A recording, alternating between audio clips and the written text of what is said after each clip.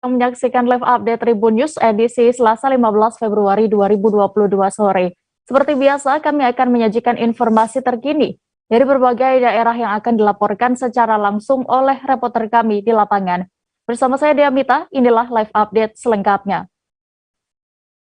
Kita menuju kabar pertama, Tribuners. Aksi brutal komplotan preman di kota Ende, Kabupaten Ende, Flores, Nusa Tenggara Timur amat meresahkan warga. Salah satu yang menjadi korban aksi komplotan preman ini, yakni Rizal, seorang anggota Satuan Polisi Pamong Praja, Kabupaten Ende. Tidak hanya melakukan penganiayaan, komplotan preman tersebut juga merusak motor korban. Informasi lengkapnya akan disampaikan oleh Oris Goti, jurnalis Tribun Flores, yang kini sudah bergabung bersama kami. Halo rekan Oris, bagaimana bisa Anda informasikan terkait kondisi terkini dari anggota Satpol PP yang mengalami penganiayaan tersebut dan juga bagaimana kronologinya? Ya, Dia. Informasi terkini mengenai kondisi terkini dari korban, saya peroleh dari Kasat Satpol PP Kabupaten Ende, Eman Taji. Nah, dia menerangkan bahwa korban memang sempat dirawat intensif di Rumah Sakit Umum Daerah Kabupaten Ende. Pada luka bacokan itu dijahit sebanyak 18 kali. Saat ini memang korban sudah keluar dari rumah sakit, namun belum beraktivitas seperti biasa atau belum bisa masuk kerja karena korban tengah perlu dirawat lebih baik lagi sehingga bisa sembuh dengan betul supaya bisa bekerja kembali. Sekian dia. Ya, lalu untuk kronologi penganiayaan yang dialami Rizal ini bagaimana? Ya, dia pada malam kejadian, yakni pada tanggal 3 Februari 2022 dini hari. Nah, korban baru saja selesai melayat di kilometer 4 dan bergerak dari kilometer 4 yakni dari arah timur kota Ende untuk kembali ke rumahnya dan sampai di gang samping BNI di Jalan Gatot Subroto, tiba-tiba korban diserbu oleh komplotan preman dan para preman langsung membacok di bahu korban.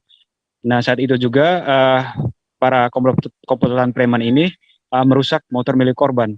Beruntung ada sejumlah rekan-rekan korban yang menyusul dari arah timur kota Ende juga langsung membantu korban, dan saat itu juga korban dilarikan ke rumah sakit daerah Kabupaten Ende untuk dirawat intensif. Sekian, Dea. Ya, lalu apa saja yang biasanya aksi yang dilakukan komplotan preman ini hingga meresahkan masyarakat, dan juga Oris bagaimana tindakan pihak kepolisian sejauh ini terkait aksi tersebut?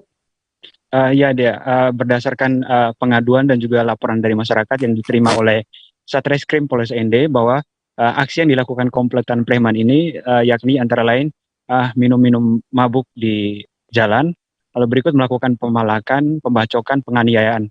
Bahkan dalam catatan Satreskrim sendiri, mereka ini sudah beberapa kali melakukan aksi brutal. Lalu salah satu di antara mereka juga pernah terlibat dalam kasus penganiayaan pada 2013 silam dan pernah dipenjara. Dan pihak Satreskrim Polres Ende sendiri pada 8 Februari 2022 sudah melakukan penangkapan kepada komplotan preman itu. Tercatat ada 5 yang ditangkap, termasuk pemimpinnya yakni berinisial SH berumur 35 tahun. Dan saat ini mereka sudah ditahan di Polres Ende, dan menurut keterangan AKP Yohanes Suhardi, Kastreskrim Polres Ende, dia menerangkan bahwa saat ini tengah dilakukan tahap penyelidikan dan mereka juga masih memburu beberapa komplotan preman yang belum sempat ditangkap. Sekian, Firda. Sekian, dia. Baik. Terima kasih rekan Oris Goti untuk laporan Anda dari Flores. Selamat bertugas kembali. Kita menuju kabar berikutnya, Tribuners. Seorang narapidana lapas kelas 2 Pangkal Pinang melarikan diri. Narapidana itu kabur dari rumah tahanan dengan cara memanjat tembok di tengah hujan lebat. Saat ini kami sudah tersambung dengan Adi Saputra, wartawan Bangka Pos yang akan melaporkan situasi terkini di sana. Halo rekan Adi.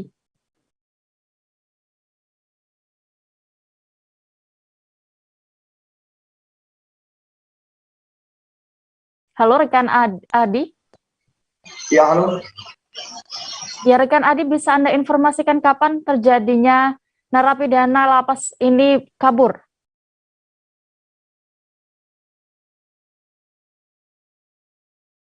Halo rekan Adi. Halo? Ya, silakan dengan laporan Anda, rekan Adi. Di narapidana kelas 2 Pangkal Pinang telah melarikan diri atas nama Ruslim bin Hairiri. Narapidana ini kabur pada hari Minggu, diperkirakan pukul 16 mulai beraksi melarikan diri, tapi diduga narapidana ini melarikan diri pada pukul 16.45. Tetapi pihak lapas memutuskan bahwa narapidana ini meninggalkan melarikan diri dari lapas pada pukul 18.15. Karena cuaca di daerah tersebut mengalami hujan deras dan angin kencang, jadi di narapidana itu ketika melarikan diri tidak kelihatan. Begitu dia. Ya, apa hanya satu narapidana ini yang kabur? Serta sebenarnya narapidana yang kabur ini sedang terjerat kasus apa? Oke, dari keterangan Kalapas, hanya satu narapidana dengan kasus narkoba dengan kurungan penjara 7 tahun. Narapidana ini sudah menjalani hukuman selama 1,5 tahun. Di dalam lapas itu kesehariannya narapidana ini tidak memiliki catatan khusus, tapi memiliki narapidana ini terlihat baik-baik saja dan tidak ada gerak-gerik untuk mencurigakan bagi para petugas lapas gitu ya. Ya, lalu apa tindakan yang dilakukan oleh pihak lapas dengan terjadinya napi yang kabur ini, dan juga bagaimana nanti Adi jika masyarakat menemukan napi tersebut dan kemana harus melaporkan? Ya. Setelah ketahuan ada salah satu napi kabur, itu pihak lapas langsung menghubungi konfirmasi dari Satreskrim Polres Bangka dan Polres Pangkal Pinang turun dari Wakapolres Bapak Teguh dan pihak Jatarnas Polda Bangka Belitung. Nah, jika masyarakat atau di luar Bangka atau di Bangka yang menemukan narapidana ini bisa menghubungi langsung nomor kantor lapas atau nomor kalapasnya langsung. Di sini ada tertera nomor kantor lapas 0717 9115 681. Itu nomor kantor lapas yang on 24 jam. Selain itu ada nomor kalapas. Kalapasnya Bapak Sugeng Hardono 0821 7319 1234. Saya ulangi lagi ya. Nomor kalapas 0821 7319 1234. Sekian ya. Baik, terima kasih rekan Adi untuk laporan Anda, dan berikut Tribuners kami tampilkan hasil wawancara jurnalis kami bersama Sugeng Hardono selaku Kepala Lapas Narkotika Kelas 2A Pangkal Pinang. Selengkapnya.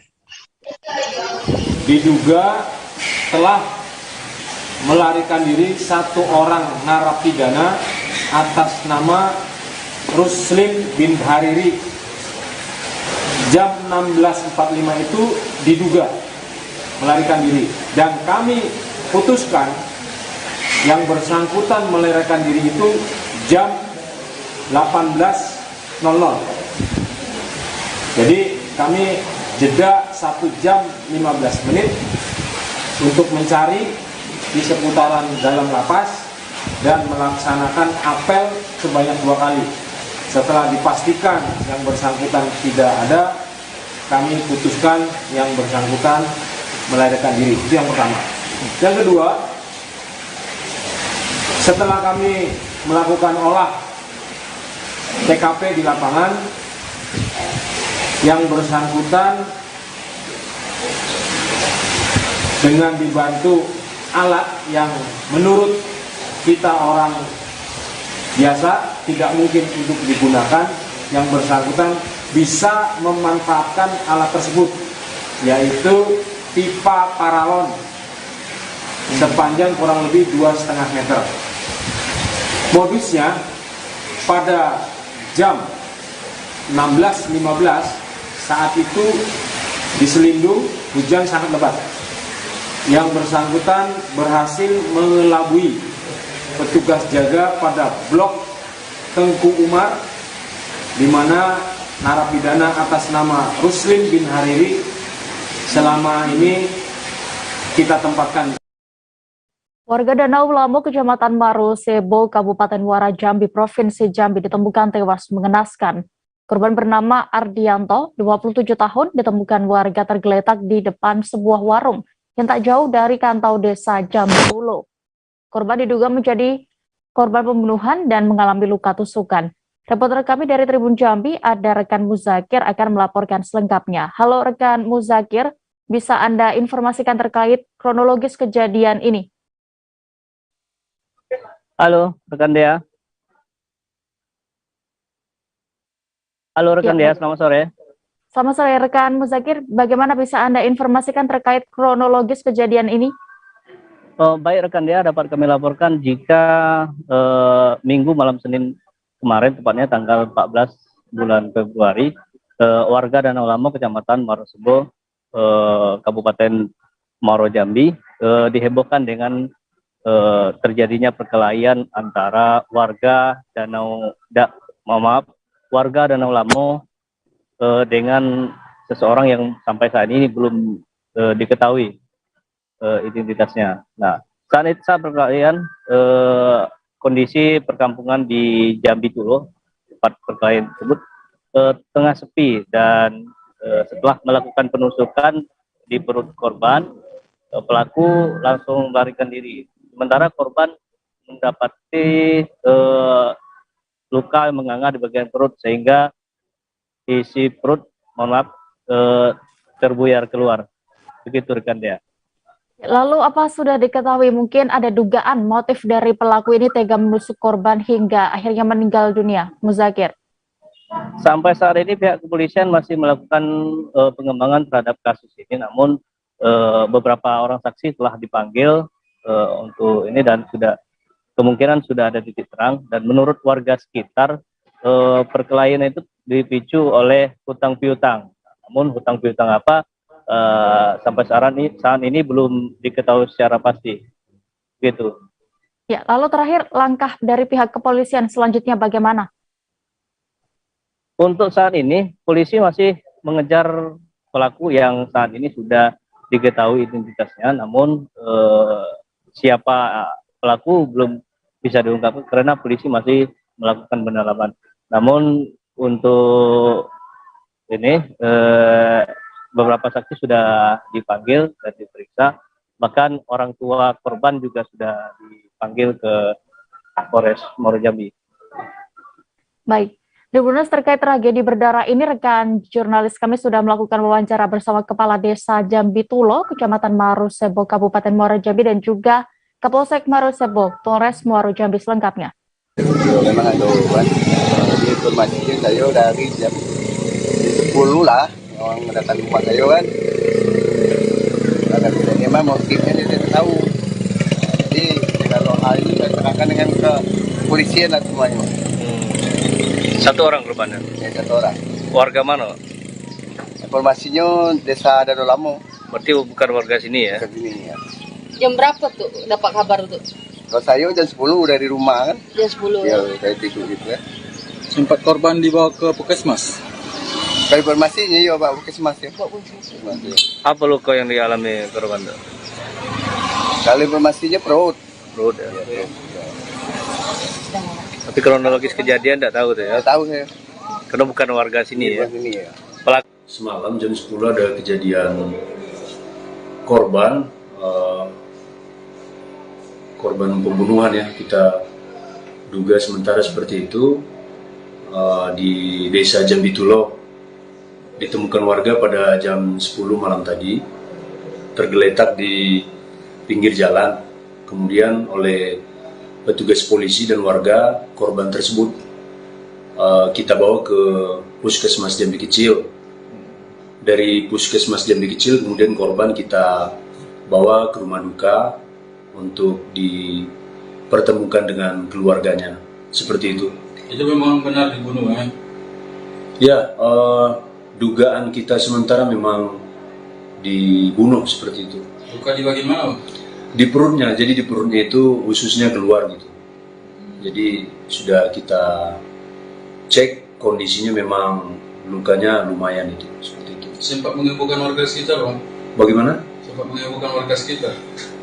Ya, warga semalam itu sangat ramai, sangat banyak, namun cepat kita antisipasi karena kebetulan kan ada kawan-kawan dari Reskrim Polda, kemudian di backup dari Reskrim Polres juga, dan unit Reskrim Polsek saya di sini, seperti itu.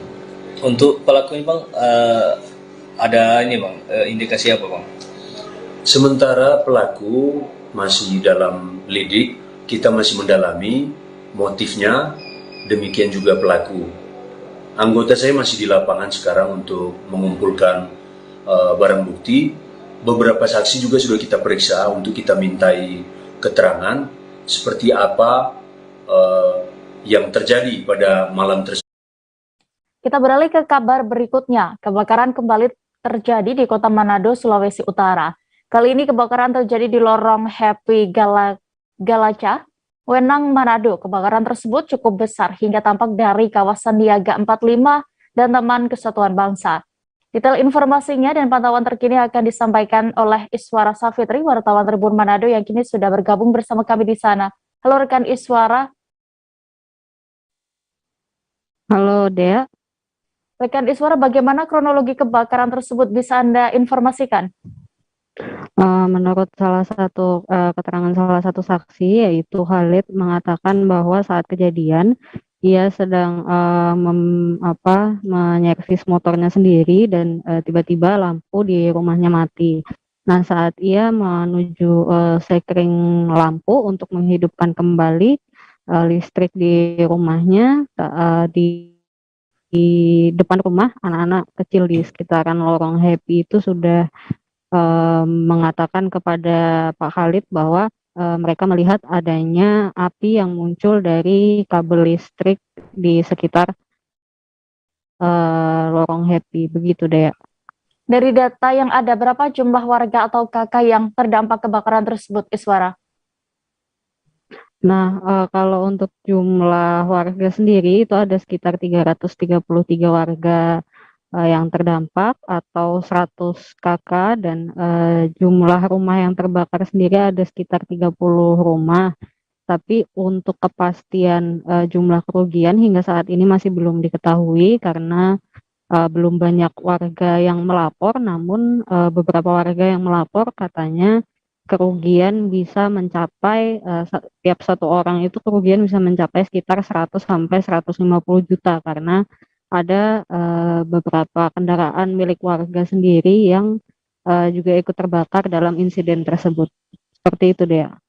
Ya, terakhir bisa digambarkan bagaimana kondisi terkini para korban kebakaran? Nah, untuk kondisi terkini korban kebakaran, mereka saat ini di sekitaran lorong Happy sudah didirikan tenda, itu ada sekitar 3 tenda besar dan beberapa tenda kecil lainnya yang didirikan secara mandiri oleh warga untuk tempat mengungsi korban kebakaran. Selain itu, hari ini juga rencananya sudah mau dibuat dapur umum dan hingga saat ini warga sendiri masih masih berusaha mengumpulkan atau mencari barang yang sekiranya bisa diselamatkan dari kebakaran kemarin. Seperti itu, Dea. Baik, terima kasih rekan Iswara Safitri untuk laporan Anda dari Manado. Selamat kembali bertugas. Kita menuju informasi berikutnya dari Sumatera Barat. Tribuners, banjir bandang menghantam puluhan rumah di Jorong Lundar, Nagari Panti Timur, Kecamatan Panti, Kabupaten Pasaman. Banjir terjadi akibat luapan Sungai Lundar dan curah hujan tinggi yang mengguyur sejak siang hingga sore hari pada Minggu 13 Februari lalu. Pantauan terkini imbas banjir bandang tersebut akan dilaporkan Fuadi Zikri, jurnalis Tribun Padang yang sudah bergabung bersama kami. Halo rekan Fuadi. Halo rekan Dea. Ya, bisa Anda laporkan bagaimana kondisi terkini di sana? Ya Dea, dapat dilaporkan bahwa insiden ini terjadi pada Minggu kemarin, tanggal 13 bulan Februari 2022 sekitar pukul 17.00 waktu Indonesia bagian Barat. Nah, untuk kondisi sekarang Dea, dapat dilaporkan bahwa masyarakat bersama instansi terkait masih bergotong royong untuk membersihkan sisa-sisa material yang dibawa oleh banjir. Memang kita ketahui bahwa banjir ini membawa cukup banyak lumpur, sedimen-sedimen pasir, serta kayu-kayu berukuran kecil hingga besar yang masuk hingga ke rumah warga.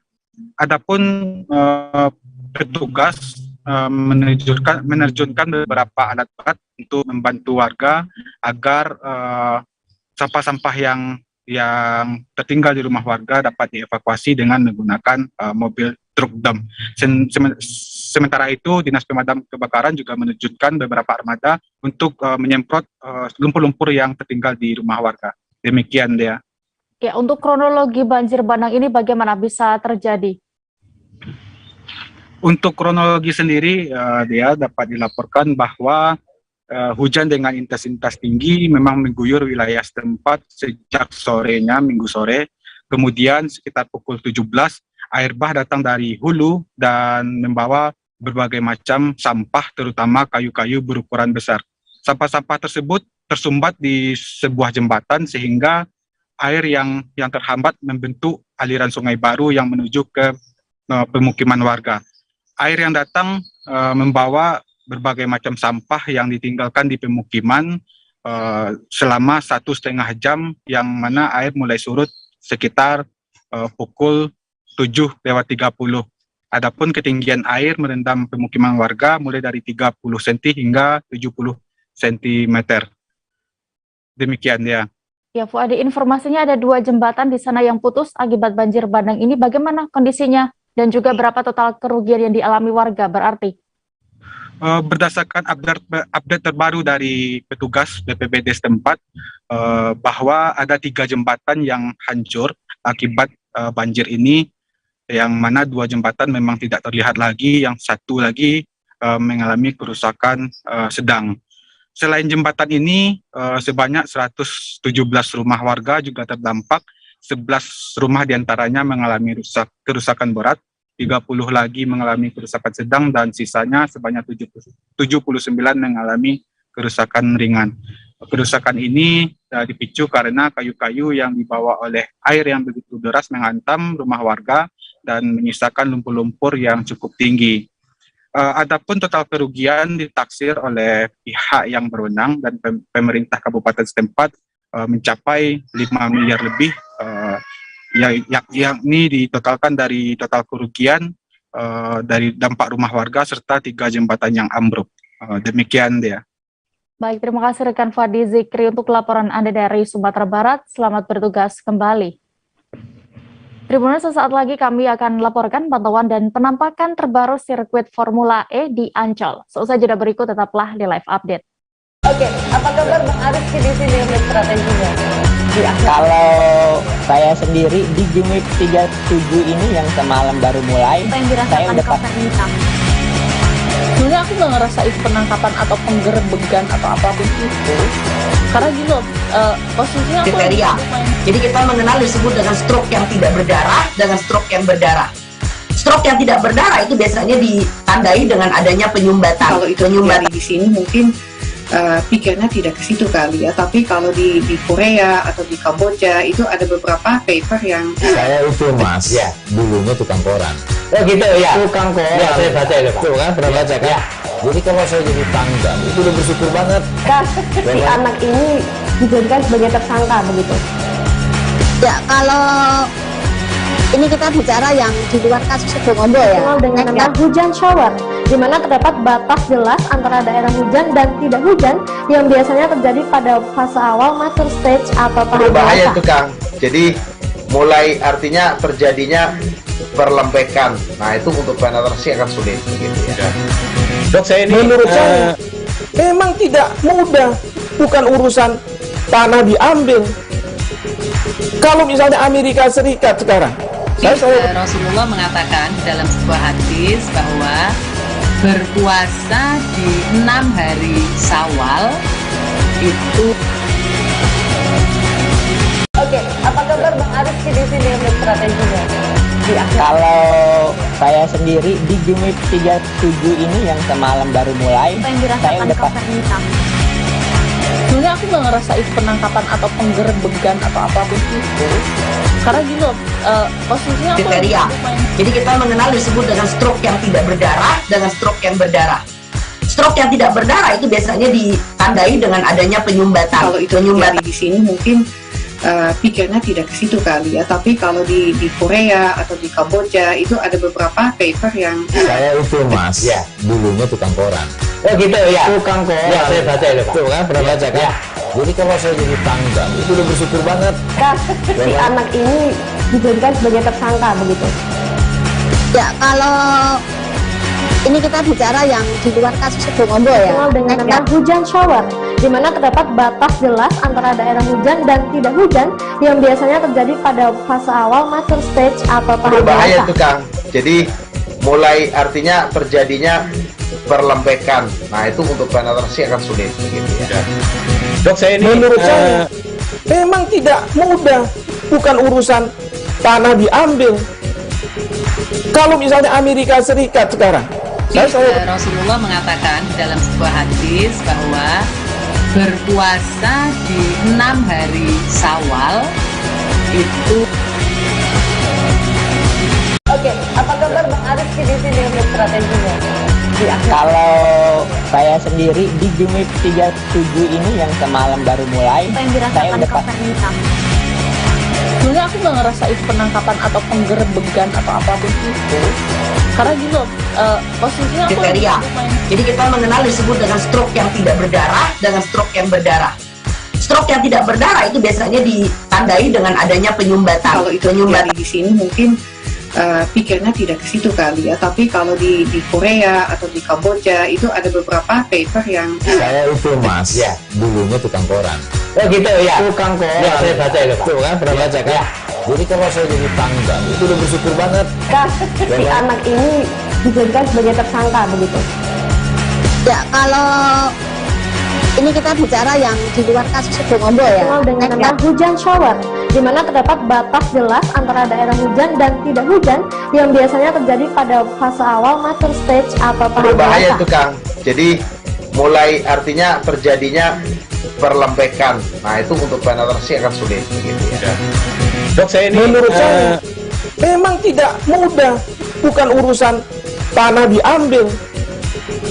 Kalau misalnya Amerika Serikat sekarang, Rasulullah mengatakan dalam sebuah hadis bahwa berpuasa di 6 hari Syawal itu. Oke, apa kabar Bang Arif di sini untuk strateginya?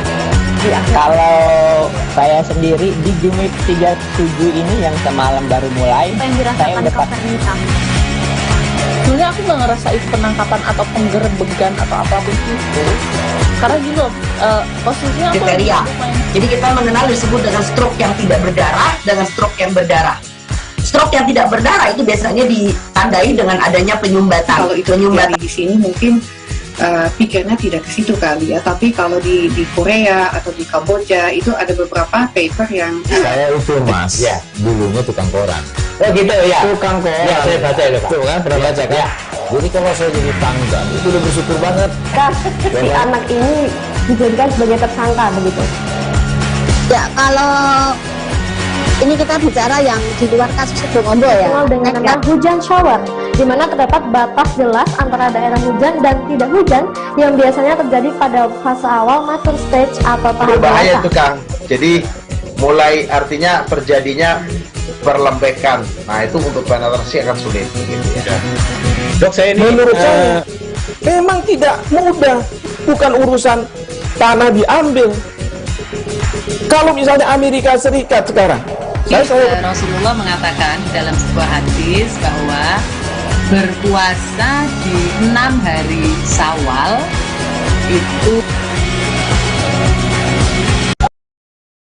Terima kasih Anda masih menyaksikan live update Tribun News. Kita menuju informasi berikutnya. Pegiat media sosial Ferdinand Huta Heian akan menjalani sidang perdana kasus dugaan ujaran kebencian bermuatan SARA. Persidangan digelar di Pengadilan Negeri Jakarta Pusat pada hari ini, Selasa 15 Februari 2022. Kabar selengkapnya akan disampaikan Danang Priyatmojo, wartawan dari Tribun News yang kini sudah bergabung bersama kami. Halo rekan Danang. Halo rekan Dea. Ya, bisa Anda informasikan apa isi surat dakwaan jaksa penuntut umum kepada Ferdinand Huta Heian ini? Ya, jaksa mendakwa politikus Partai Demokrat Ferdinand Huta Heian dengan 4 dakwaan sekaligus. Ferdinand didakwa menyiarkan berita bohong, menimbulkan keonaran, dan memicu kebencian suku, agama, ras, dan antar golongan atau SARA. Adapun jaksa dalam menyusun dakwaannya mengacu pada cuitan Ferdinand di akun Twitter pribadinya @ferdinandhean3 yang mengomentari sejumlah hal, khususnya soal pemeriksaan Habib Bahar bin Smith di Mapolda Jawa Barat. Jaksa menilai cuitan Ferdinand merupakan perbuatan yang dapat menerbitkan keonaran karena dalam cuitannya, Ferdinand meminta Polda Jabar untuk langsung menahan Habib Bahar sebagai tersangka demi keadilan. Kata demi keadilan dalam cuitan Ferdinand dinilai jaksa bermakna bahwa jika Polda Jabar tidak menetapkan tersangka kepada Habib Bahar, maka masyarakat menerima ketidakadilan dari Polda Jabar.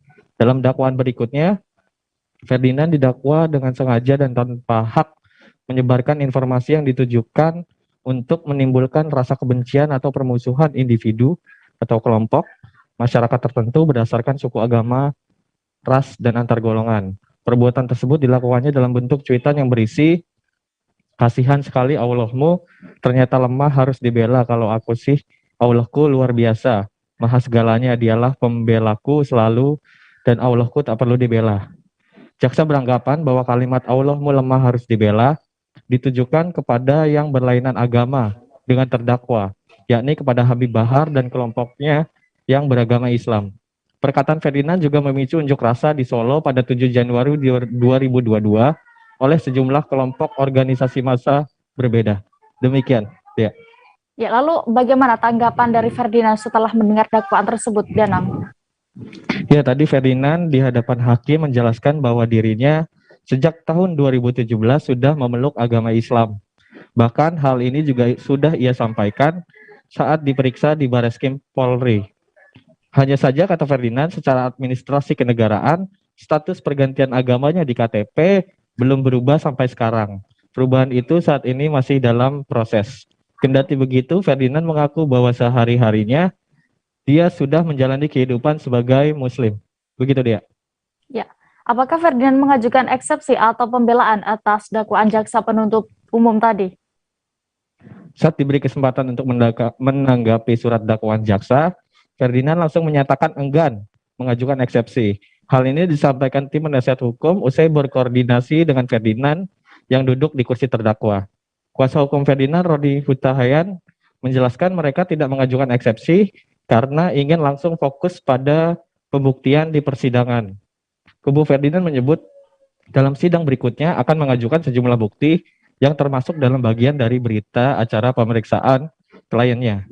Adapun sidang selanjutan dugaan perbuatan onar dan penodaan agama ini akan dilanjutkan pada Selasa 22 Februari 2022 dengan agenda pemeriksaan saksi. Demikian, Dea. Baik, terima kasih rekan Danang Triatmojo untuk laporan Anda. Selamat kembali bertugas.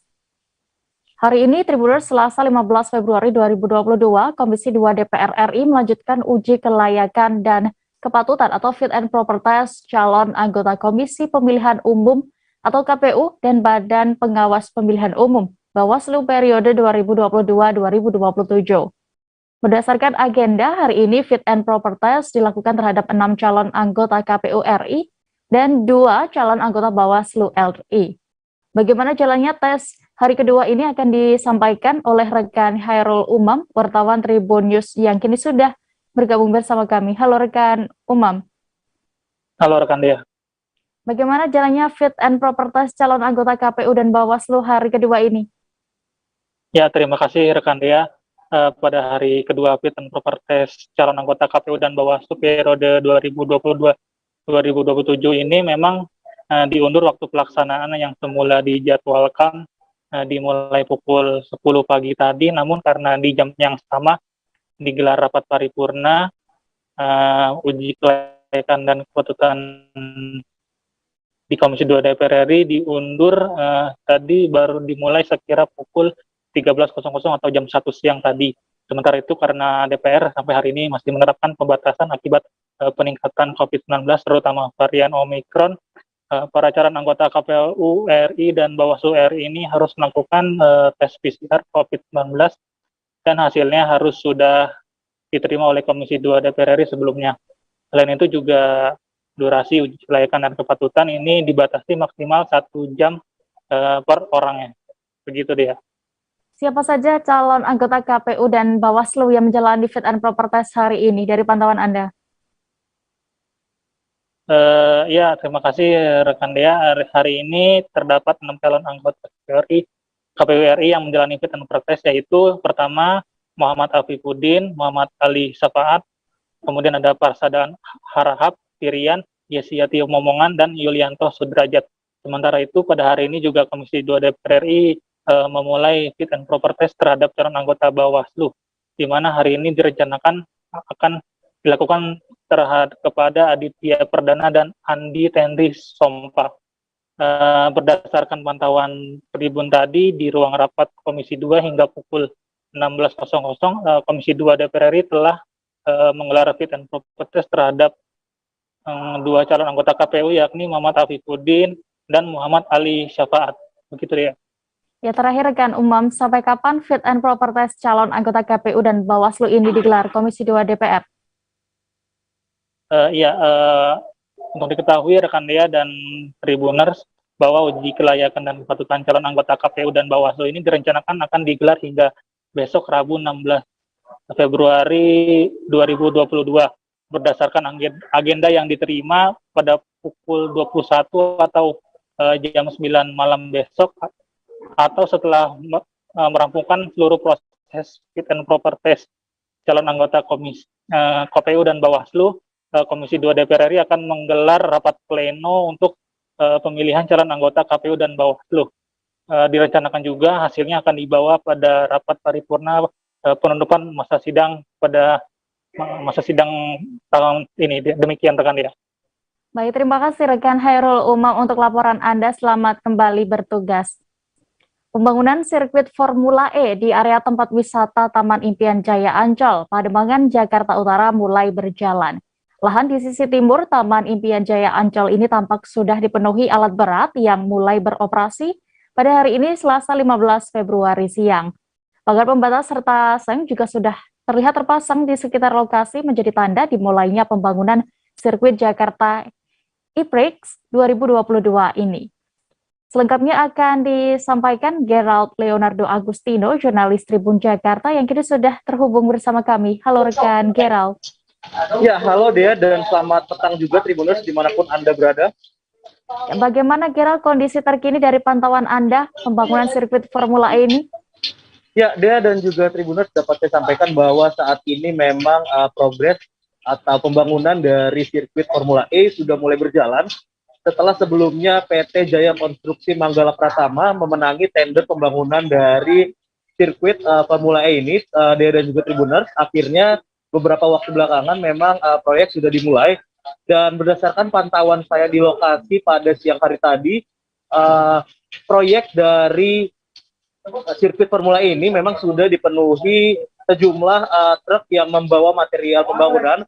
Begitu pula dengan alat berat yang mulai beroperasi mengeruk gundukan tanah yang ada di lahan sirkuit Formula E yang berada tepatnya di sisi timur kawasan wisata Taman Impian Jaya Ancol. Selain itu juga Dea dan juga Tribuners, di lokasi pembangunan daripada sirkuit Formula E ini memang sudah dipasangi pagar pembatas yang terdiri dari pagar beton serta pagar seng yang mengelilingi area dari proyek pembangunan sirkuit Formula E ini. Ya. Ya, di samping sirkuit yang sudah mulai digarap ini ya rekan Gerald, bagaimana kemudian rencana terkait penjualan tiket Formula E?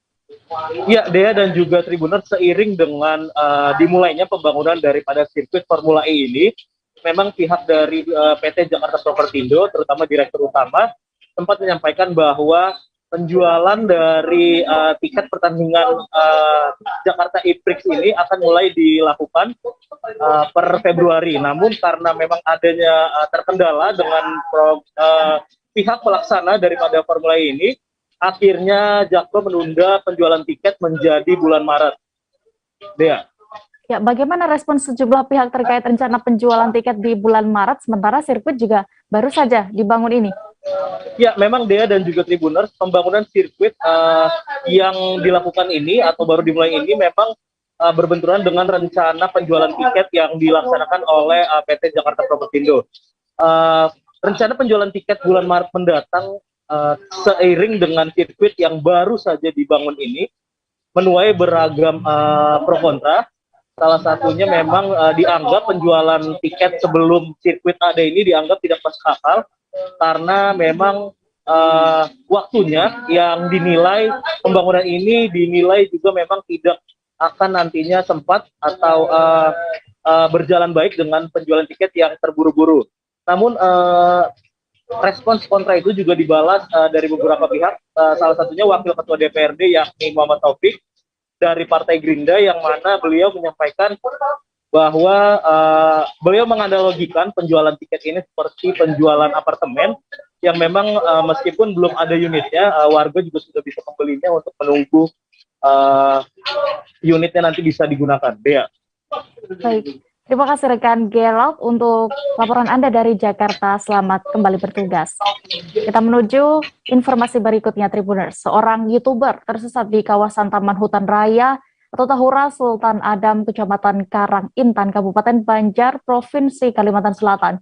YouTuber yang bernama Isnaini ini akhirnya ditemukan regu evakuasi pada Senin 14 Februari kemarin. Informasi lengkapnya akan disampaikan rekan Muhtar Wahid, jurnalis Banjarmasin Post yang sudah bergabung bersama kami di sana. Halo rekan Muhtar. Halo rekan Dia. Rekan Muhtar, bagaimana bisa Anda ceritakan terkait YouTuber yang tersesat dari jalan pulang dari Bukit Pemantauan kawasan Taman Hutan Raya Sultan Adam ini? Baik Dia, benar Dia. Jadi ada seorang YouTuber ya asal dari Kabupaten Hulu Sungai Utara. Dia rencananya mau bikin konten ya, konten mistis di puncak Bukit Pematon, Desa Kiram, Kecamatan Karangintan, Kabupaten Banjar, Provinsi Kalimantan Selatan pada Minggu. Dia berhasil membakar dupanya, kemudian memanggil sesuai yang dia inginkan di situ, kemudian menginap. Kemudian pagi harinya Senin dia mau pulang, turun dari pendakian, tapi ternyata tersesat hingga memasuki hutan rimba belantara dia. Kemudian dia berupaya mencari sana kemari, kiri kanan muka belakang, tetap tidak ketemu yang namanya jalan untuk turun dari Bukit Pematon.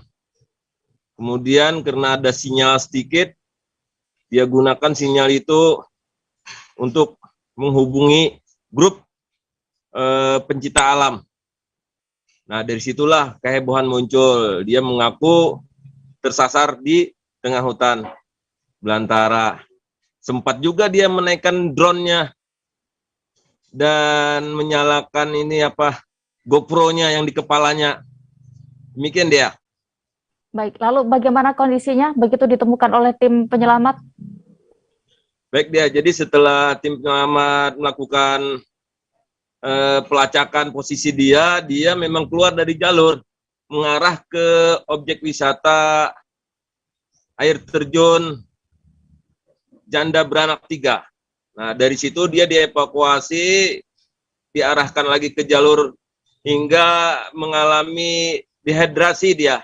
Kekurangan air, kemudian dibawa turun dengan banyak relawan hingga ke Sanggerahan di tempat dia parkir sepeda motor yang awal. Dia. Ya, rekan Muhtar, terakhir, siapa yang pertama kali menolong atau melihat, menemukan korban dari hutan rimba ini? Baik dia, jadi dari laporan rekan-rekan relawan terutama yang saya konfirmasi itu nama dia Muhammad Rasad ya. Rasad ini salah satu seniornya di tim pendakian ya. Nah, yang menemukan pertama kali itu Udin. Nah, Udin ini pun pertama kali begitu mendengar informasi ada orang tersasar, karena itu bagian dari latihan dia mendaki, dia mencoba dengan rekan-rekannya hingga terdengar suara lolongan minta tolong. Tolong. Kemudian ada juga asap seperti kebakaran, itulah yang menjadi Udin mendatangi tempat itu. Kemudian Udin mengambil video dan menyebarkan hingga ditemukan. Tidak lama, tidak sampai beberapa jam. Dia. Baik, terima kasih rekan Muhtar Wahid untuk laporan Anda dari Banjarmasin. Selamat kembali bertugas. Kita beralih ke Jawa Barat, Tribuners. Heri Wirawan, predator seksual yang meruda paksa 13 santriwatinya menjalani sidang tuntutan di Pengadilan Negeri Bandung, Jawa Barat.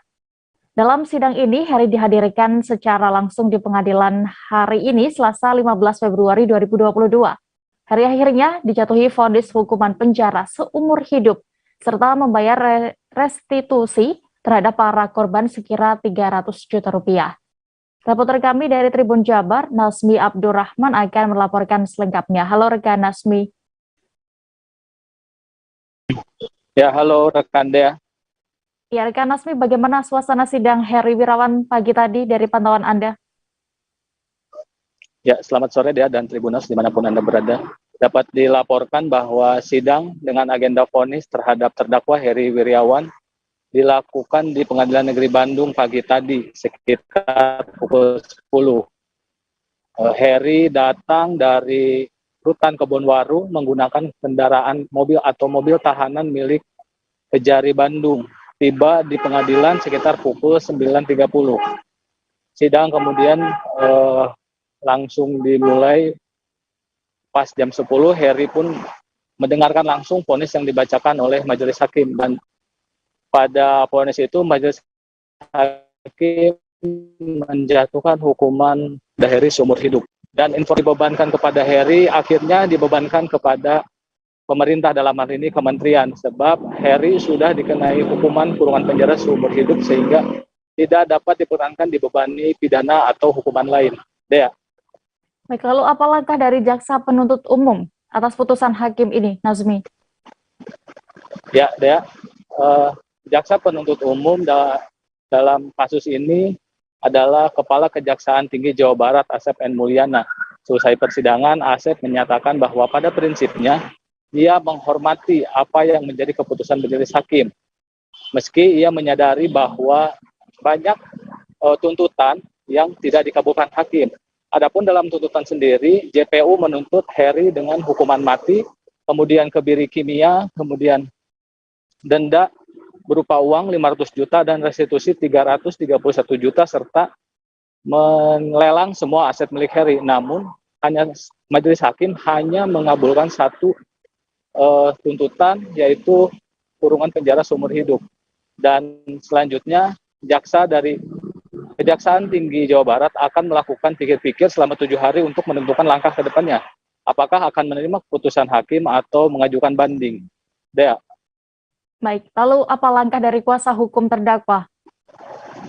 Ya, kuasa hukum terdakwa Ira Mambo tadi sempat berkomunikasi dengan terdakwa yakni Heri Wirawan setelah sidang selesai, dan dalam komunikasi itu Ira menyatakan bahwa pihaknya sebagai penasihat hukum menyampaikan kepada Heri, menanyakan kepada Heri apa yang langkah yang akan ditempuh, sebab dalam hal ini Ira tidak dapat memutuskan sendiri.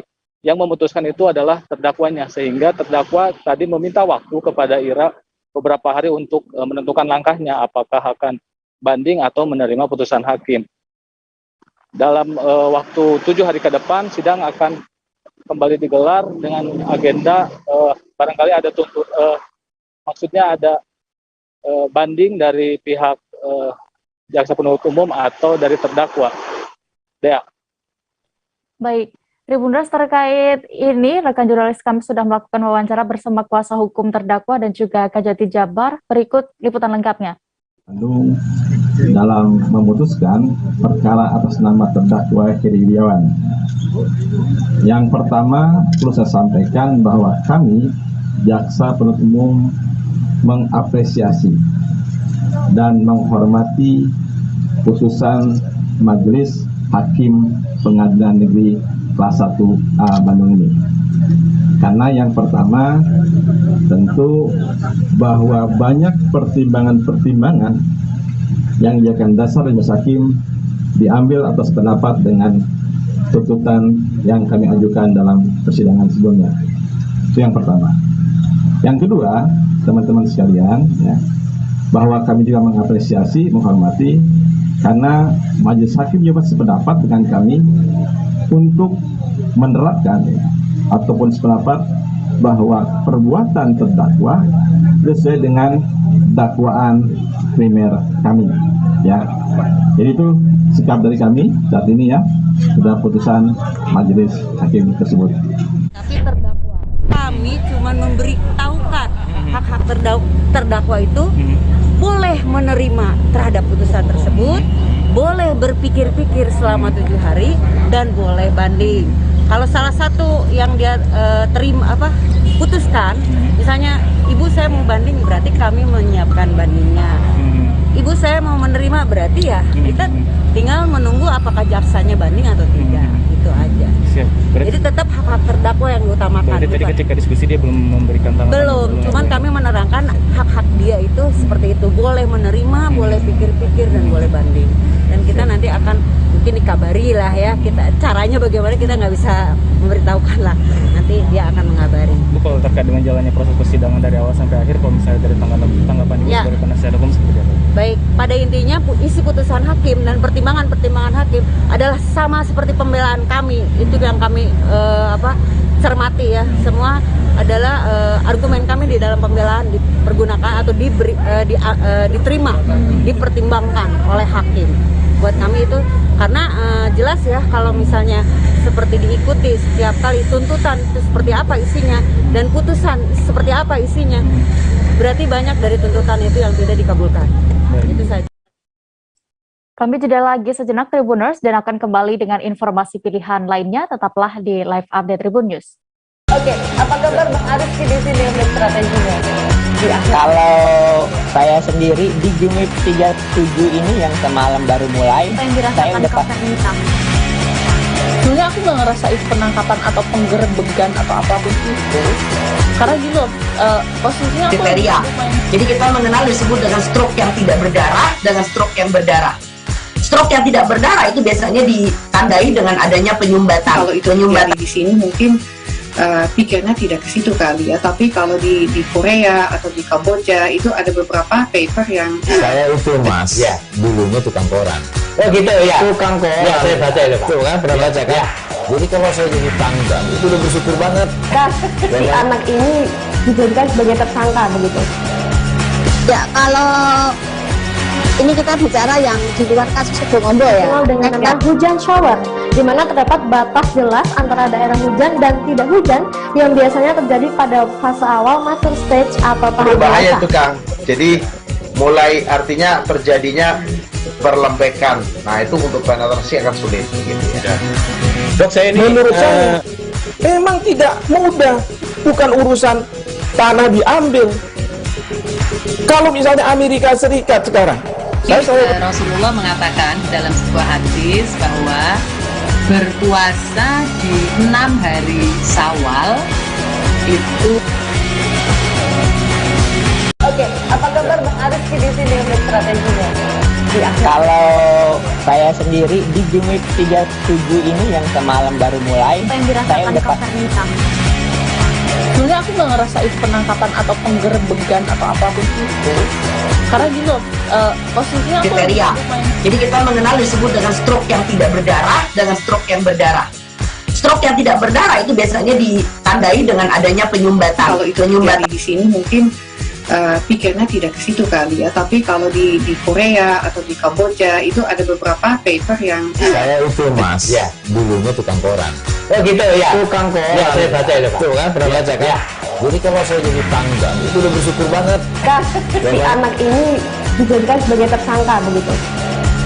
Ya, kalau ini kita bicara yang di luar kasus Situbondo ya, dengan hujan shower, di mana terdapat batas jelas antara daerah hujan dan tidak hujan yang biasanya terjadi pada fase awal mature stage atau tahap berbahaya dewasa. itu Kang. Jadi mulai artinya terjadinya perlembekan. Nah itu untuk penetrasi akan sulit gitu ya. Dok, saya ini menurut saya memang tidak mudah, bukan urusan tanah diambil.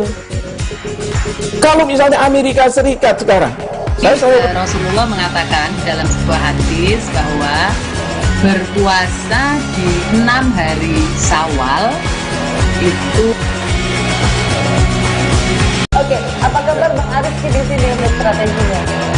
Kalau saya sendiri di Jumip 37 ini yang semalam baru mulai, saya udah Sebenarnya aku nggak ngerasain penangkapan atau penggerebegan atau apapun itu, karena gini loh, posisinya aku kriteria. Jadi kita mengenal disebut dengan stroke yang tidak berdarah dengan stroke yang berdarah. Stroke yang tidak berdarah itu biasanya ditandai dengan adanya penyumbatan. Kalau itu terjadi di sini mungkin pikirnya tidak ke situ kali ya, tapi kalau di Korea atau di Kamboja itu ada beberapa paper yang Saya itu mas, ya dulunya tukang koran. Oh gitu ya. Tukang koran. Ya, saya baca itu, Pak. Tuh kan, pernah baca kan? Ya. Jadi kalau saya jadi tanggal, itu udah bersyukur banget. Si anak ini dijadikan sebagai tersangka begitu. Ya, kalau ini kita bicara yang di luar kasus Situbondo ya. Dengan nama hujan shower, di mana terdapat batas jelas antara daerah hujan dan tidak hujan yang biasanya terjadi pada fase awal mature stage atau tahap Berbahaya dewasa. itu Kang. Jadi mulai artinya terjadinya perlembekan. Nah itu untuk penetrasi akan sulit. Gitu ya. Dok, saya ini menurut saya memang tidak mudah, bukan urusan tanah diambil. Kalau misalnya Amerika Serikat sekarang, Rasulullah mengatakan dalam sebuah hadis bahwa berpuasa di 6 hari Syawal itu. Oke, apa kabar Bang Arif di sini untuk strateginya? Kalau saya sendiri di Jumip 37 ini yang semalam baru mulai, saya udah Sebenarnya aku nggak ngerasain penangkapan atau penggerbegan atau apapun itu, karena gini loh, posisinya aku Kriteria. Jadi kita mengenal disebut dengan stroke yang tidak berdarah dengan stroke yang berdarah. Stroke yang tidak berdarah itu biasanya ditandai dengan adanya penyumbatan. Kalau itu terjadi di sini mungkin pikirnya tidak ke situ kali ya, tapi kalau di Korea atau di Kamboja itu ada beberapa paper yang Saya itu mas, ya dulunya tukang koran. Oh gitu ya. Tukang koran. Ya, saya baca itu, Pak. Tuh kan, pernah baca kan? Ya. Jadi kalau saya jadi tanggal, itu udah bersyukur banget. Si anak ini dijadikan sebagai tersangka begitu. Ya, kalau ini kita bicara yang di luar kasus Situbondo ya. Dengan nama hujan shower, di mana terdapat batas jelas antara daerah hujan. Kembali di live update Tribun News, kita menuju informasi berikutnya dari Papua. Yayasan Maga Edukasi Papua resmi meluncurkan Universitas Internasional Papua atau UIP. Universitas baru ini menghadirkan 3 program studi unggulan. Detail informasinya akan disampaikan Aldi Bimantara, jurnalis Tribun Papua yang kini sudah bergabung bersama kami. Halo rekan Aldi, bisa Anda jelaskan jurusan ataupun program studi apa sajakah yang ditawarkan Universitas Papua Internasional ini? Iya, halo Dea dan juga Tribuners. Tepat sekali, Yayasan Maga Edukasi Papua resmi meluncurkan Universitas Internasional Papua, UIP, dengan menghadirkan 3 program studi unggulan. Dalam keterangannya kepada awak media, founder Maga Education Papua Foundation, Samuel Tabuni, dirinya menyebutkan di Universitas Papua Internasional ini terdapat 3 program unggulan yang berasal dari Fakultas Sains dan Teknologi yang menjadi terobosan, yakni Teknik Industri, Teknik Fisika, dan Teknik Sistem Energi. Dea dan juga Tribuners, selain itu pula, Fakultas Keguruan dan Ilmu Pendidikan yang juga akan menghadirkan 2 program studi baru, yakni program studi Bahasa Inggris dan Pendidikan Antropologi. Sementara itu, untuk diketahui pula, Dea dan juga Tribuners, kedepannya Universitas Internasional Papua UIP ini akan memunculkan 3 program baru, yakni Metalurgi Engineering, Aerospace Engineering, dan Center of Nanotechnology. Dea. Ya baik, lalu sejauh ini bagaimana minat pelajar mancanegara untuk studi di Papua? Dari negara mana saja Kak? Apakah sudah ada informasi dari mereka yang sudah mendaftar di kampus ini? Ya, baik Dea dan juga Tribuners, memang berdasarkan wawancara kami bersama founder Mega Education Papua Foundation, Samuel Tabuni, di Hotel Swiss Bell Papua, Jayapura, usai berlangsungnya acara peluncuran Universitas Internasional Papua, yang dimana ini merupakan salah satu ataupun satu-satunya universitas bertaraf internasional yang hadir di bumi Cendrawasih. Dirinya menyampaikan dalam kesempatan itu sebagai bentuk optimismenya bahwa universitas ini dapat mampu menjaring mahasiswa ataupun pelajar internasional untuk belajar di tanah Papua. Hingga saat ini sudah ada sejumlah calon mahasiswa asal Papua New Guinea yang mendaftar untuk menempuh pendidikan di Universitas Internasional Papua di kota Jayapura, Papua. Dea. Ya, lalu Aldi, dalam sambutan yang disampaikan ini, adakah harapan khusus bagi Universitas Internasional Papua ke depannya dari founder Maga Education Papua Foundation? Iya, Dea dan juga Tribuners, memang dapat saya informasikan dalam konferensi pers yang kami ikuti usai acara berlangsung, founder Mega Education Papua Foundation dan juga Papua Language Institute Samuel Tabuni menyampaikan rasa syukurnya setelah melalui proses panjang hingga akhirnya dapat mendirikan universitas bertaraf internasional yang hadir pertama kalinya di tanah Papua. Dea dan juga Tribuners, Samuel juga berharap agar dengan hadirnya Universitas Internasional Papua ini dapat memberikan nuansa baru dan juga menjadi salah satu simbol kemajuan di tanah Papua, serta dapat memberikan sumbangsi bagi sumber daya manusia melalui lulusan-lulusannya nanti di masa depan. Dea, kembali untuk sementara kembali ke Anda di studio. Baik, Tribuners, terkait ini juga jurnalis kami sudah melakukan wawancara bersama Kepala LLDikti Wilayah 14 dan juga founder Yayasan Maha Edukasi Papua. Berikut liputan lengkapnya untuk Anda. Kementerian maupun dari Ketua MPR RI sebagai pimpinan tertinggi di Republik Indonesia bisa menghadiri acara pembukaan ini dengan dihadiri juga oleh perwakilan kementerian-kementerian yang ada di dalam kabinet pemerintahan pada saat ini. Bagi saya merupakan satu hal yang sangat-sangat istimewa. Kelahiran dari perguruan tinggi baru ini, Universitas Internasional Papua ini sangat-sangat istimewa sekali. Dia mendapatkan dukungan, tapi juga mendapatkan restu baik dari pemerintah di dalam negeri maupun oleh pemerintah negara-negara tetangga. Tentunya ini merupakan satu momen yang sangat-sangat berharga, kesempatan yang luar biasa bagi Universitas Internasional Papua untuk terus mengembangkan networknya, terus meningkatkan kualitas baik dosen maupun tenaga kependidikannya untuk segera melaksanakan kegiatan akademik ya, berupa perkuliahan maupun student exchange programs, karena tadi saya dengar bahwa ada kerjasama bersama di mana mahasiswa dari Papua bisa kuliah di Universitas Internasional Papua dan kemudian mengambil kuliah sebagian di luar negeri. Ini merupakan satu hal baru yang pertama kali baru terjadi selama pendidikan tinggi kita laksanakan di Papua dan Papua Barat.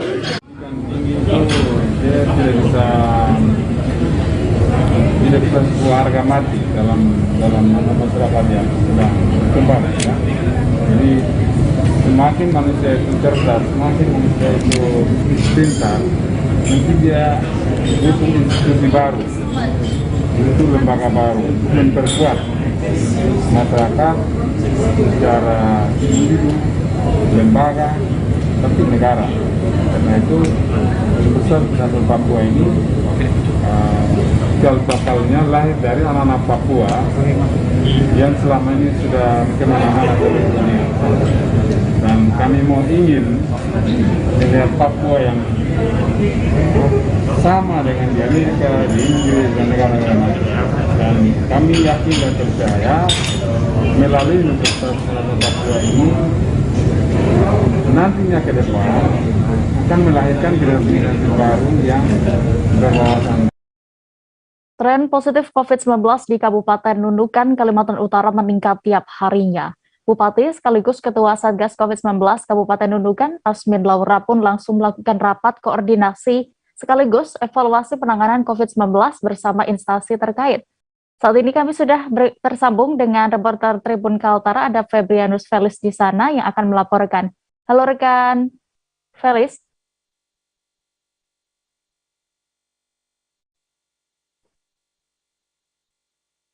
Halo rekan Felis, bisa mendengar kami dari studio?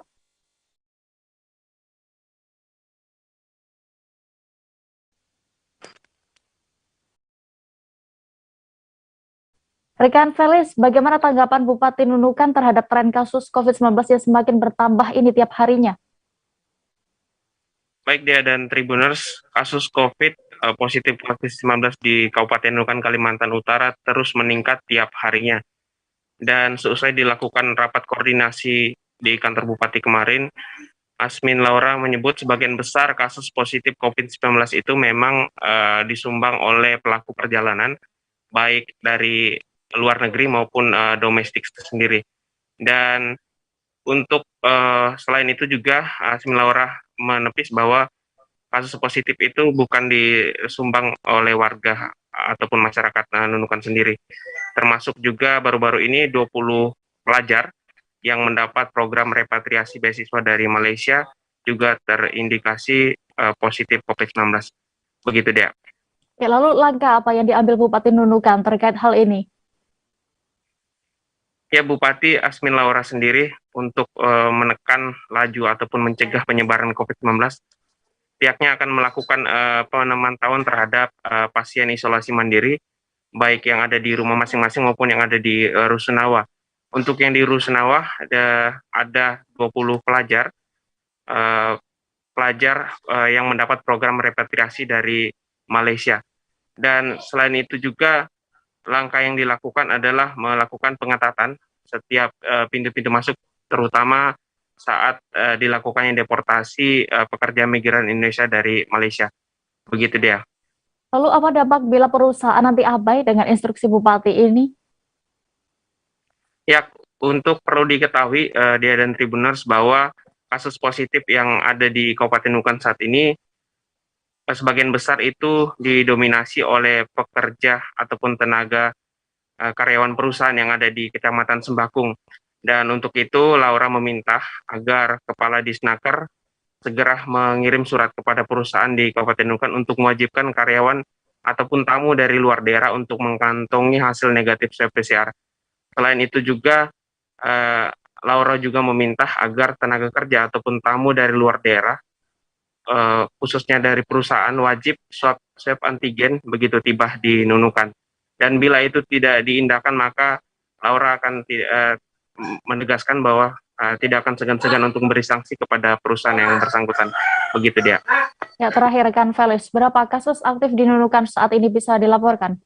Ya, untuk per hari ini kasus positif bertambah 18 orang. Dari 18 orang tersebut, 15 diantaranya merupakan karyawan PT MIP di Kecamatan Sembakung dan sisanya merupakan warga lokal. Dan untuk diketahui bahwa dari 15 karyawan yang terdampak, maksud saya yang dinyatakan positif COVID-19 itu merupakan pasien pelaku perjalanan dan juga ada pasien suspek, termasuk juga pasien kontak erat. Dan saat ini total kasus aktif yang ada di Nunukan saat ini berjumlah 96 kasus aktif dan semuanya menjalani isolasi mandiri. Begitu dia. Baik, Tribuners, rekan jurnalis kami sudah mendapatkan keterangan dari Bupati sekaligus Ketua Satgas COVID-19 Kabupaten Nunukan, Asmin Laura. Berikut liputan lengkapnya. Jadi itu yang kita minta di beberapa waktu yang lalu, sejak ditemukan beberapa kasus positif ya di tengah-tengah masyarakat kita yang sebenarnya sumbernya itu dari pelaku perjalanan dari luar. Jadi sebenarnya yang positif ini rata-rata itu bukan warga kita gitu. Jadi pelaku perjalanan dari luar, misalnya yang masuk di perusahaan yang pertama, yang kedua di 3-4 hari yang lalu itu ada 20 orang yang kebetulan dari siswi repatriasi itu loh ya. Jadi dari anak-anak PMI kita yang bekerja di Malaysia kebetulan dipulangkan ke Nunukan dan begitu kita tes ternyata mereka positif. Itu juga sudah kita amankan ya di Rusunawa yang ada. Jadi dari sejak kasus itu kita dari Satgas ini menginstruksikan ke beberapa jajaran terkait kita yang ada di pemerintah daerah melalui Dinas Komunikasi dan Informasi, termasuk juga melalui humas kita yang ada untuk kembali mensosialisasikan kepada masyarakat untuk taat prokes itu sendiri. Itu yang pertama. Yang kedua juga saya juga menginstruksikan melalui camat yang ada di seluruh kecamatan kita yang ada di 21 kecamatan ini bahwa kondisi kita saat ini di Nunukan sedang ada positif ya, tren positifnya yang sedang naik-naiknya saat ini. Kita berdoa saja mudah-mudahan itu bukan jenis Delta ataupun Omicron ya, dan alhamdulillah saya pantau kondisi dari 46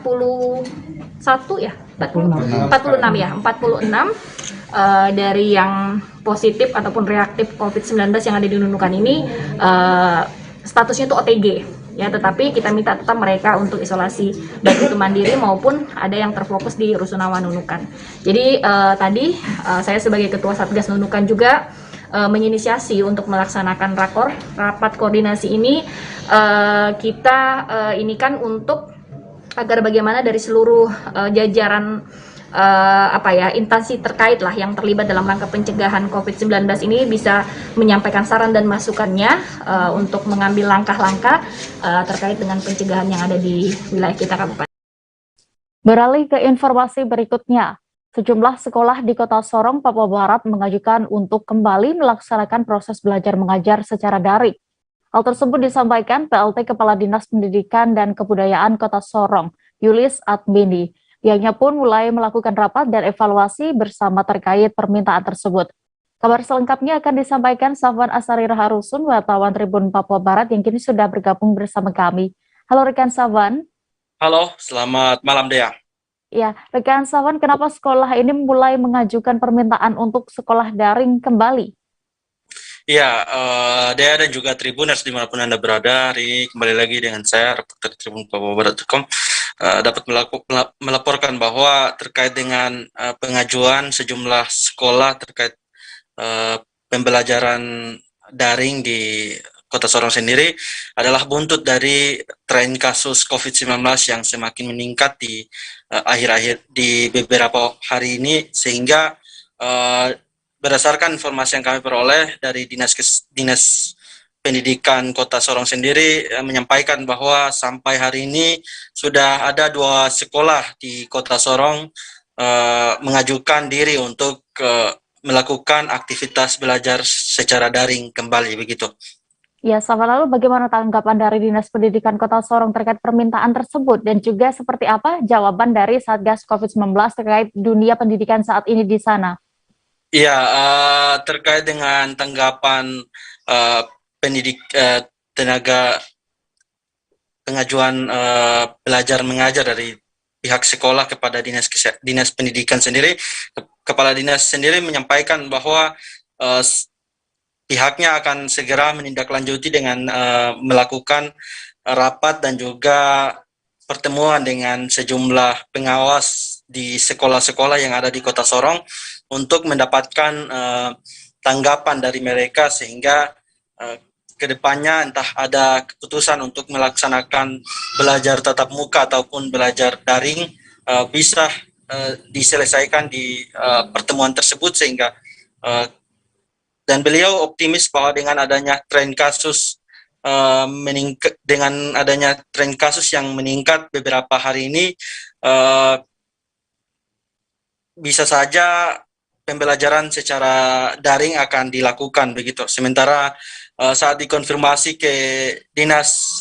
ke Satgas COVID-19 sendiri, mereka menyampaikan bahwa terkait dengan dunia pendidikan, memang benar ada sejumlah sekolah, ada salah satu sekolah swasta yang ada di Kota Sorong sendiri, siswanya dan juga guru terkonfirmasi positif, sehingga saat ini sekolah tersebut telah ditutup dan melaksanakan pembelajaran tatap muka secara daring, begitu.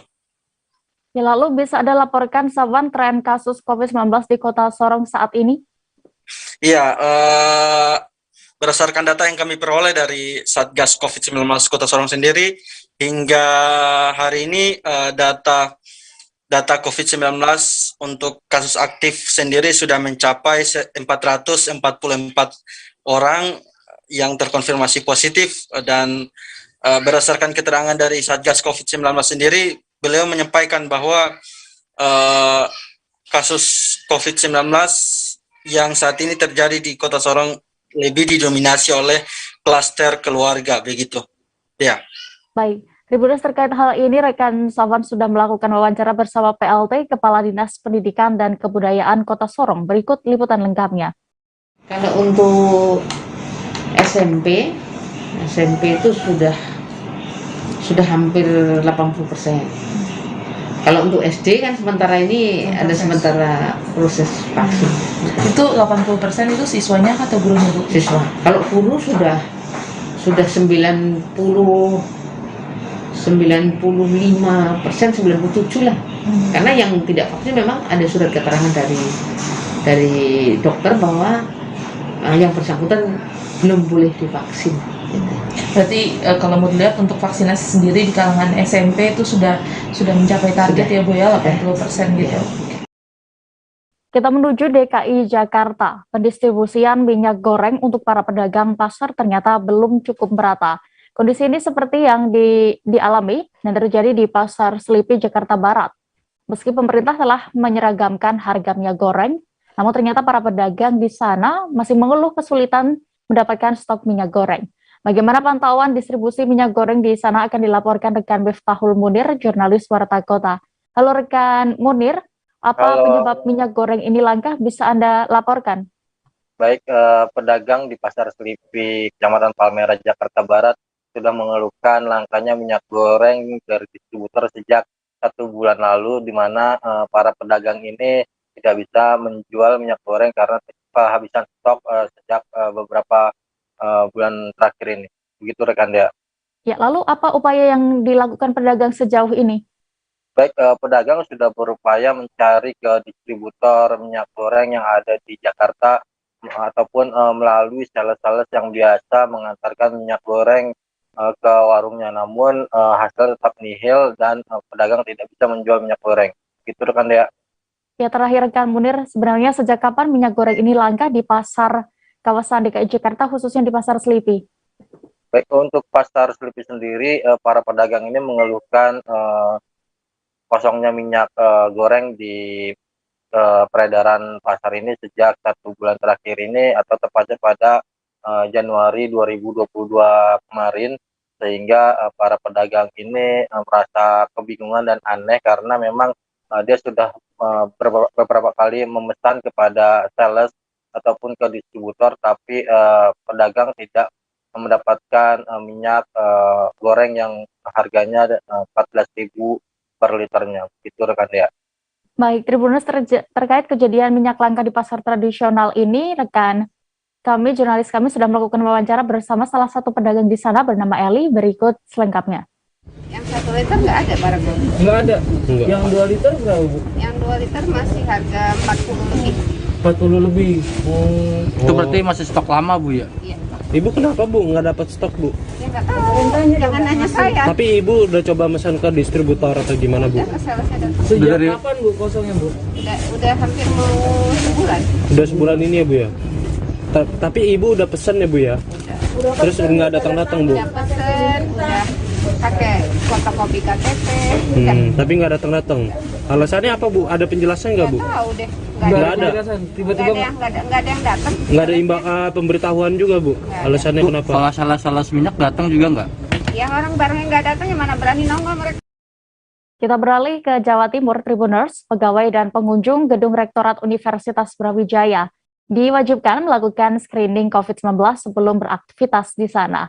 Hebatnya screening COVID-19 itu menggunakan alat buatan sendiri bernama U-Breathe. Untuk mengetahui cara kerja alat satu ini, rekan Silvianita Widiawati, wartawan Surya Malang, akan memberikan informasi lengkapnya. Halo rekan Silvi, bisa Anda... Ya, rekan Silvi, bisa Anda informasikan bagaimana cara kerja U-Breathe ini?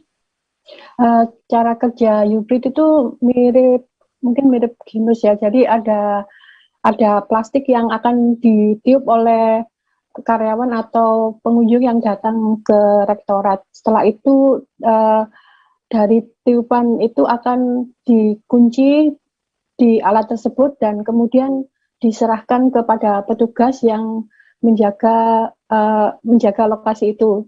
Dan ada petugas yang sudah di-training untuk mengaplikasikan pada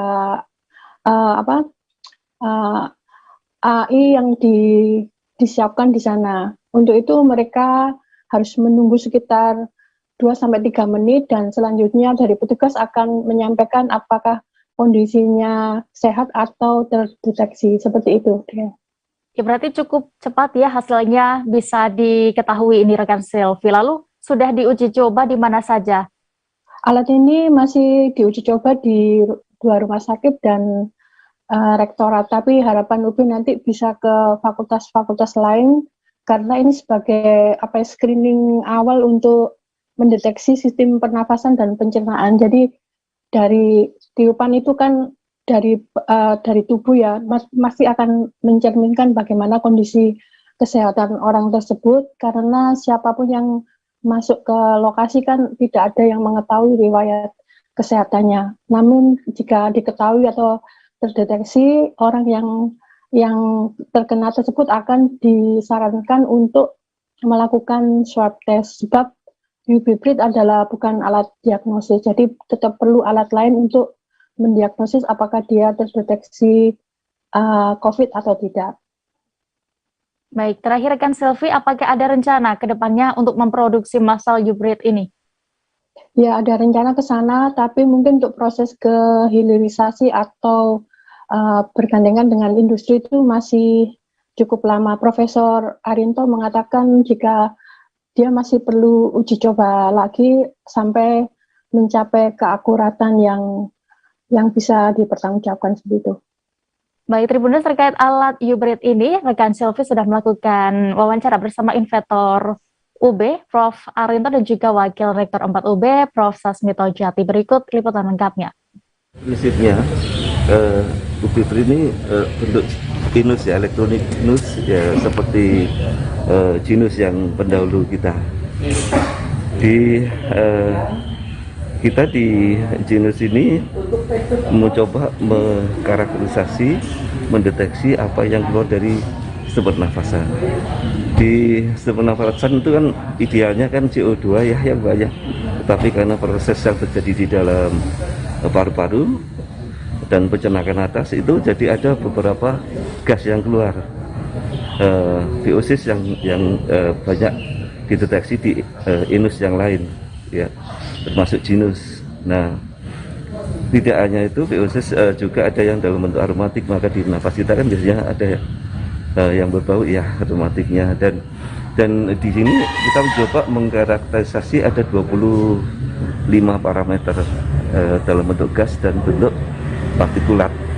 Masih uji coba, jadi saya tahu teman-teman yang mencoba menggunakan teknologi yang relatif sederhana dan murah untuk mengecek keberadaan virus ya. Tapi memang secara sains ini masih perlu ada banyak pertanyaan sebenarnya, tapi kita coba tidak apa-apa untuk demi baiknya kampus kita. Jadi ini ada yang sifatnya eksperimental, tapi juga ada yang bisa digunakan sekalian. Terus yang kedua, memang sebetulnya kalau untuk masyarakat ya, secara umum memang Omikron itu virus yang cepat berkembang, sangat cepat berkembang.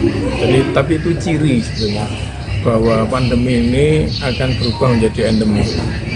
Itu cirinya. Jadi dia lebih mudah menyebar, tetapi sebetulnya dia lebih soft. Artinya dia lebih tidak seganas Delta. Itu yang penting, dan kami menduga sekarang ini dugaan, belum punya bukti yang karena untuk mengecek virus itu mahal. Mengecek virus PCR-nya harus di-scan, itu mahal. Apakah ini Omikron atau bukan harus diuji, tapi secara teori ya, kalau virus itu berkembang, virus yang bentuk mutan paling akhir lah yang akan mudah berkembang karena dia yang paling adaptif. Itu teori ya. Sehingga dan virus itu kalau sudah yang bentuk akhirnya menguasai, yang lain biasanya. Perayaan Cap Gomeh di Kota Singkawang, Kalimantan Barat digelar secara terbatas tanpa festival dan arak-arakan. Dibatasinya perayaan Cap Gomeh tersebut dilakukan untuk mencegah penularan COVID-19 di Kota Singkawang. Meski demikian, masyarakat Tionghoa masih dapat melakukan ritual cuci jalan di vihara dan kelenteng di sekitar kediaman mereka masing-masing. Situasi perayaan Cap Gomeh di Singkawang akan dilaporkan Rizky Kurnia, jurnalis Tribun Pontianak yang kini sudah bergabung bersama kami di sana. Halo rekan Rizky. Halo rekan Dea. Rekan Rizky, bisa Anda informasikan, gambarkan bagaimana tadi jalannya ritual cuci jalan di Kota Singkawang? Ya, baik Dea dan juga Tribuners. Ya, jadi memang untuk ritual cuci jalan dalam perayaan Cap Gomeh di Kota Singkawang, Kalimantan Barat, memang cukup meriah. Dari pantauan kami di beberapa vihara ataupun kelenteng saat ritual cuci jalan berlangsung kemarin, memang ramai sekali masyarakat yang menonton proses ritual cuci jalan tersebut. Nah, warga yang berkunjung ini terlihat sangat antusias melihat tatung yang beraksi serta berdoa di sekitaran vihara. Karena para tatung atau orang yang dirasuki oleh roh dewa ini akan melakukan berbagai atraksi seperti debus atau yang bahkan lebih ekstrim seperti memakan ayam mentah.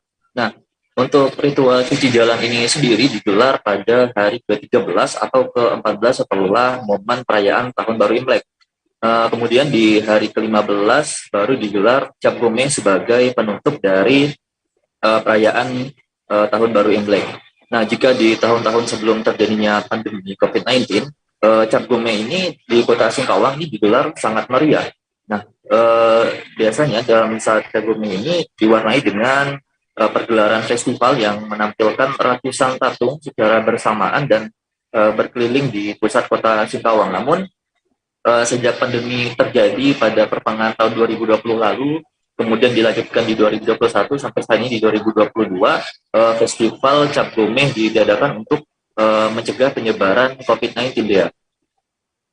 Ya, lalu dengan ditiadakannya festival seperti biasanya dulu sebelum pandemi, apa saja berarti rangkaian kegiatan pada perayaan Cap Gome tahun ini?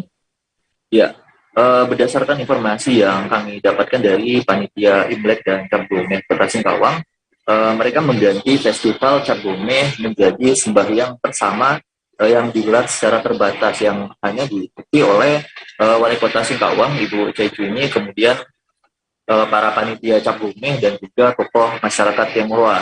Nah, sembahyang bersama itu dinamakan dengan Ket Samtoy yang dilaksanakan di Vihara Tridharma Bumi Raya di pusat Kota Singkawang pada malam tadi sekitar pukul 10 malam. Nah, sedangkan pada perayaan Momen Cap Gome yang digelar harusnya digelar hari ini hanya diisi dengan doa dan sembahyang bagi warga Tionghoa di vihara maupun kelenteng di sekitaran kediaman mereka. Baik, terakhir rekan Reski, apa harapan atau doa yang dipanjatkan Wali Kota Singkawang, Chai Chumi, pada Cap Gome kali ini?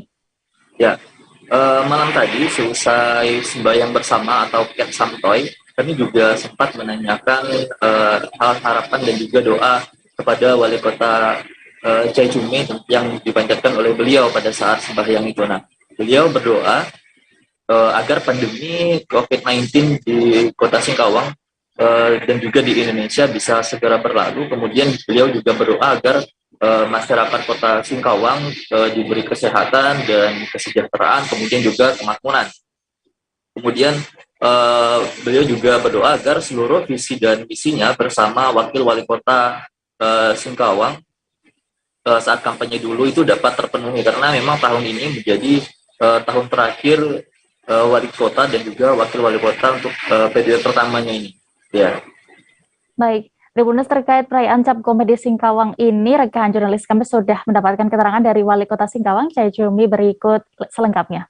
Bagaimana kita ketahui tahun ini pandemi COVID ya, maka kegiatan festival kita tidak ada.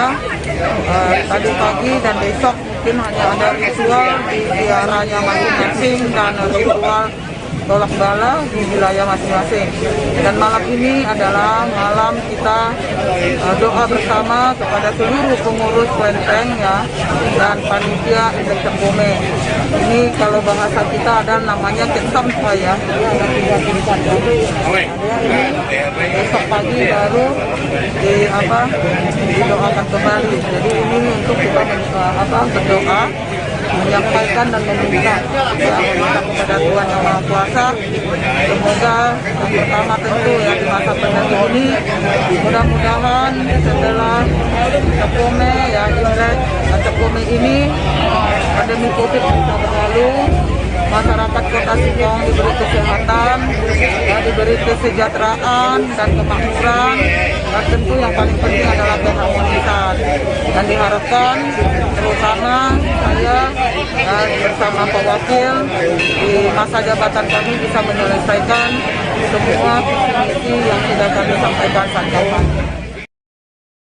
Informasi tadi sekaligus menutup perjumpaan kita dalam live update sore ini. Tribuners, lantaran masih di tengah pandemi, kami kembali mengingatkan untuk Anda tetap dan selalu menerapkan protokol kesehatan dimanapun berada. Jangan lupa juga Tribuners saksikan live update berikutnya hanya di kanal YouTube Tribun Network. Saya Diamita beserta kru yang bertugas pamit. Terima kasih dan sampai jumpa. Jangan lupa like, subscribe, dan share ya.